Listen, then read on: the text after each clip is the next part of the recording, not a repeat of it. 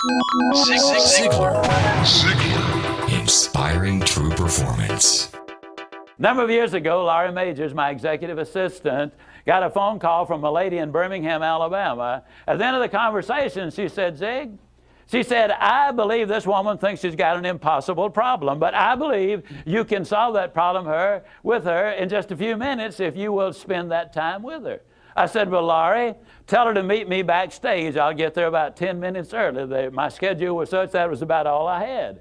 Well, I got there, and I was on backstage behind the curtain on one side. She spotted me from the other side, and as she walked across the stage, I have never seen as much anger in a human being in my life as I saw in her.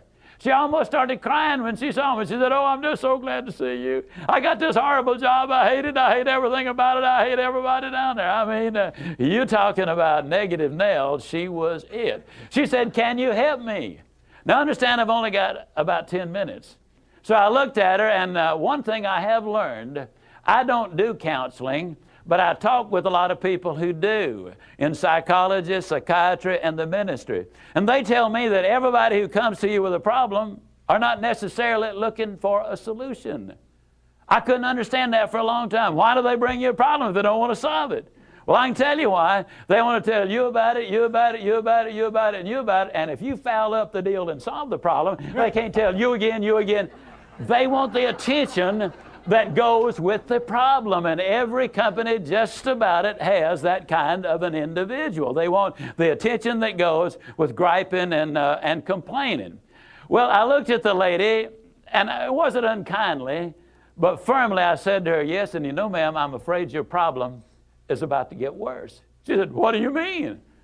I said, I believe they're going to fire you. She was stunned. I couldn't have stunned her more if I'd hit her in the face with a bucket of ice water. She said, fire me? Why on earth would they fire me? The inflection in her voice clearly said, they're the bad guys, I'm the good guy. Why don't they fire them and keep me? Have you ever noticed that people who are the problem never recognize that they are? They're in complete denial. They think denial is just a river in Egypt. Why would they fire me? I said, ma'am, I don't believe there's a company in America big enough to contain this much poison in one small spot. Have you ever noticed that when somebody is about to lose something they've been complaining about, whether it's a car, a home, a mate, a job, or whatever, when all of a sudden it appears they're going to lose them, it takes on brand new value. She looked at me and said, well, what can I do? I said, do you really want to know? She said, yes, I do. That's the reason I came to see you. I came looking for help, but you sure haven't been any help so far. I said, well, ma'am, I've got an idea, and I will absolutely guarantee you it positively, definitely, absolutely will work if you will just do it. She said, I'll try anything within reason. I said, okay, when you get home tonight, all of your household tasks are complete. It's bedtime. Get off in a room right by yourself. Get a sheet of paper out, and at the top of it write, I like my job because. She interrupted me. She said, that'll be easy. I don't like nothing about that job. Don't like nothing about those people down there. And I said, well, just as a matter of curiosity, do you work there for benevolent reasons, or do they pay you for working there? She said, well, I got to confess, they pay me. And I said, and you don't like to be paid? Oh, she said, yes, I do. I said, okay, tell you what you do. Open your notebook right now. We'll start our list of the things you like about your job. They pay you for working there, and you do like it, don't you? She said, absolutely. But she just stood there. I said, no, open your notebook now, and we'll get busy on the list. She just stood there. I said, ma'am, let me tell you what my experience in life has been. I've discovered that in 100% of the cases, no exceptions, people who won't take step number one never take step number two. You see, she had come to me with an impossible dream. Her dream was that nice Mr. Ziglar was going to solve all of her problems, and she would live happily ever after. Well, folks, I got news for you. I can't solve her problems. I can't solve your problems. But I will give you some steps that I'll absolutely, definitely, and positively will work for you, as it worked eventually for her. I said, well, ma'am, let me tell you something. Unless you're willing to take step number one right now, it's been nice talking with you. She angrily opened her notebook. Before we got through, there were 22 things she liked about her job.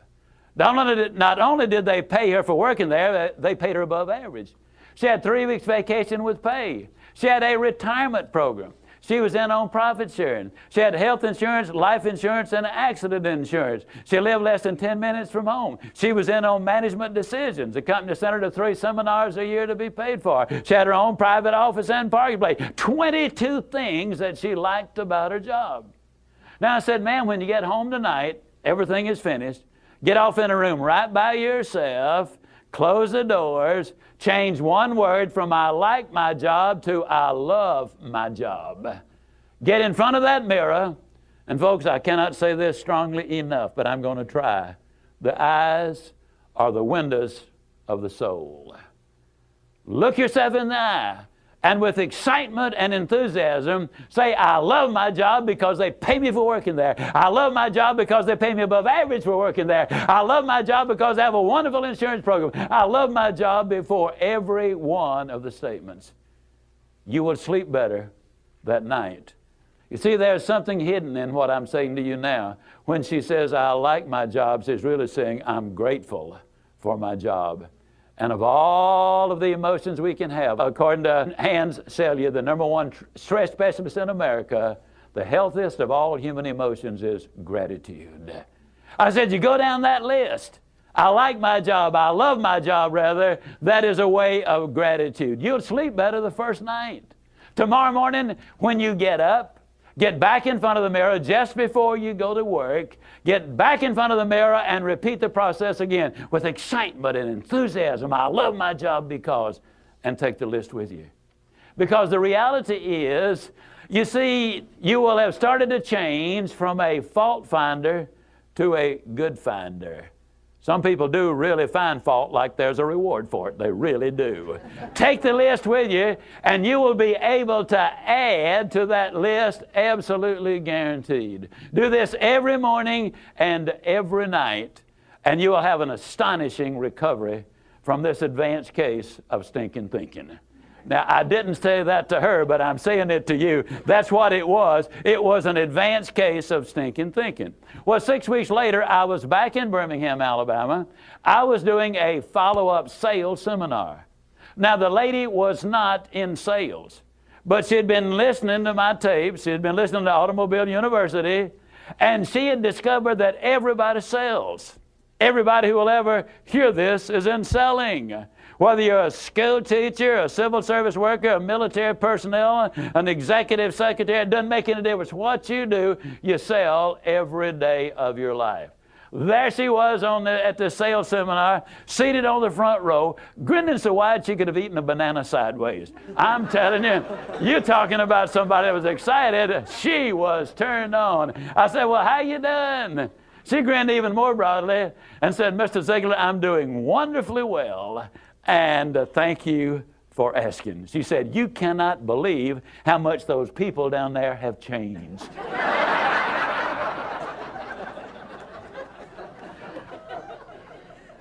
I got to lay it on the line, folks. You're not going to change anybody else till you change you. Everything really does begin with you. Now, you see, the unfortunate thing, this lady had been raised in a very negative environment. First, her parents had told her that she'd never amount to anything. They had said, you know, you're always late, you're always sloppy, why can't you be like your brother or your sister or whatever? When she got married, her husband had continued it, and so her self-talk had become completely negative.